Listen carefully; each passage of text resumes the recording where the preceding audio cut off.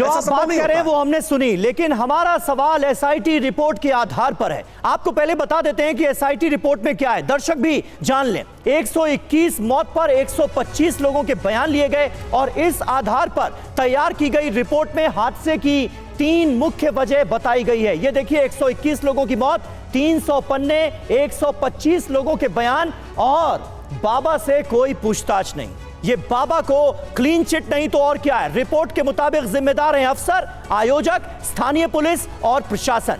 इस रिपोर्ट के आधार पर एक्शन हुआ। एसडीएम समेत 6 अफसर सस्पेंड कर दिए गए, लेकिन बाबा पर कोई आंच नहीं आने दी गई। हादसे की 3 मुख्य वजह, लापरवाही, बदइंतजामी और अव्यवस्था। हादसे के लिए जिम्मेदार अफसर, आयोजक, स्थानीय पुलिस और प्रशासन। बाबा का कहीं कोई जिक्र नहीं है। जो बात आपने एक्शन को लेकर भी बता दी समीर, उसके मुताबिक एसडीएम समेत 6 ऑफिसर सस्पेंड तो हुए हैं। अब एक्शन को लेकर बात हो गई। 24 घंटे में रिपोर्ट मांगी गई, 6 दिन इसमें क्यों लगे, इसको लेकर अब बड़े सवाल। अब सवाल टीवी9 के ये वो सवाल जिसके जवाब समझना बहुत जरूरी है कि आखिर किस तरीके से 24 घंटे में रिपोर्ट मांगी गई और उसको 6 दिन क्यों लगे। 5 दिन देरी से रिपोर्ट के बाद भी क्या जांच अधूरी रह गई है, एक और बड़ा सवाल है। और बाबा के कहने पर आयोजन, तो बाबा बेगुनाह कैसे? इसी आधार पर तो ये पहला सवाल किया गया था राकेश त्रिपाठी से। समीर जी हां, भीड़ पर झूठ बोलकर गुमराह करने वाला बाबा पाक साफ कैसे, ये है बड़ा सवाल। 121 लोगों की मौत का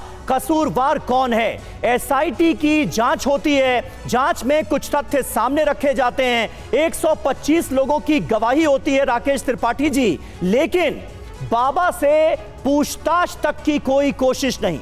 आखिर क्यों?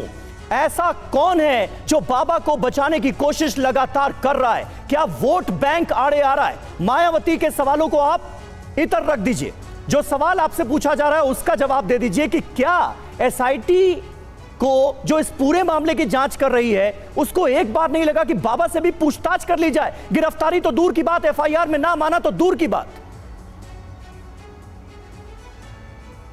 बिल्कुल पूछताछ होगी और कोई पूछताछ से परे नहीं है। मैंने कहा ना कि एसआईटी की रिपोर्ट एक प्राथमिक जांच रिपोर्ट है और प्राथमिक जांच रिपोर्ट के आधार पर किसी को क्लीन चिट दे दी गई है या उनसे पूछताछ नहीं होगी या उससे गिरफ्तारी नहीं होगी, इस निष्कर्ष पर पहुंचना मुझे लगता है जल्दबाजी है। आप इंतजार करिए, जुडिशियल कमीशन जो अपनी रिपोर्ट इसमें देगा, जुडिशियल कमीशन की जो जांच चल रही है और जो एफआईआर की जांच चल रही है, उस एफआईआर की जांच में जो विवेचना निकल करके आएगी, जो गवाहियों के आधार पर कार्रवाई होगी। देखिए, आप डीजीपी विक्रम सिंह सर शायद आपको ज्यादा बेटर बता पाएंगे। सिंह सर, जांच का दायरा किस तरीके से आगे बढ़ता है, जांच किस तरीके से होती है, आप समझाइए। क्या ऐसे में पिछले इतने दिनों में बाबा से सवाल जवाब जरूरी नहीं थे? इस जांच रिपोर्ट में या एफआईआर में बाबा का जिक्र ना होना क्या इस बात का संकेत नहीं है कि उन्हें बचाया जा रहा है? सुरभि जी, समीर जी, विद्वान पैनलिस्ट को सभी को नमस्कार।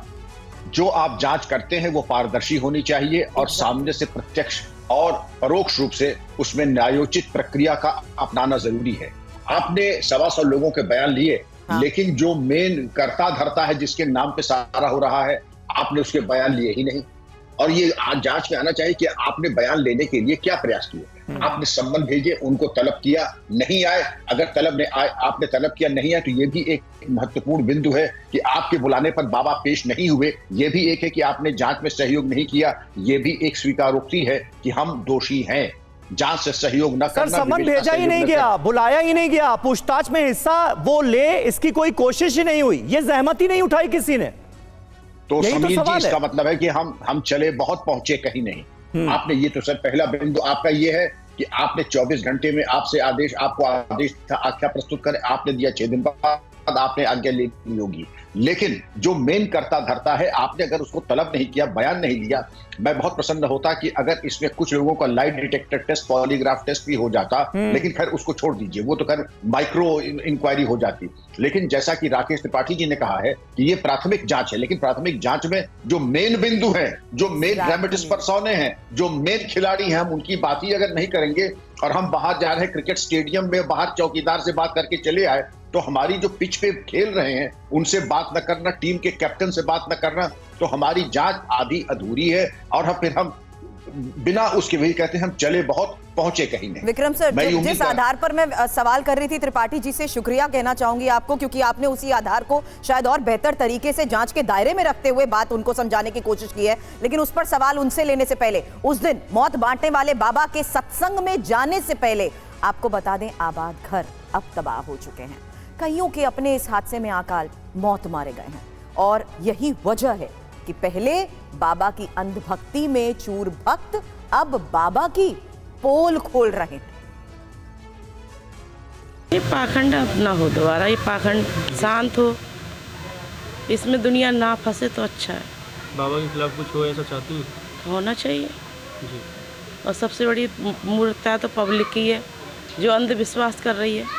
ये न करने, अपने बच्चों को देखें, अपने बच्चों को पढ़ाएं, भविष्य बनाएं, मगर ऐसा कुछ नहीं है, पाखंड में डूबी हुई है। बाबा को दोषी मानते हैं, वहाँ के जो कर्मचारी थे उनको दोषी मानते हैं। बाबा ने आगे दोबारा ये पीछे कहीं नहीं देखा कि मेरे जो भक्त थे वो इतने ख़त्म हो गए, मर गए, उनको पता नहीं पड़ा हो गया। 5 मिनट बाद ही उनको कॉल पहुँच गई, तो बाबा लौट के नहीं आए उधर से। ये तो बस लीवापोती हो रही है कि 6 उनको पकड़वा दिया, पब्लिक थोड़ी शांत हो जाए, इससे सर हम तंदुरुस्त नहीं है सर। अब बावन से कही जाए, या मानो तुम कुछ चमत्कार दिखाते या तुम कर भगवान है, तुम्हारा नाम था साकार विश्वरी, नारायण विश्वरी, भोले बाबा, तो तुम भी तो अपना करिश्मा कुछ दिखाते। लेकिन ऐसा कुछ उन्होंने भी नहीं किया कि किसी को जल पिला के। बाबा को पकड़ा जाए, बाबा के ऊपर कार्रवाई की जाए, बाबा को जेल की सलाखों के पीछे होना चाहिए, हमारा बस यही मुद्दा है।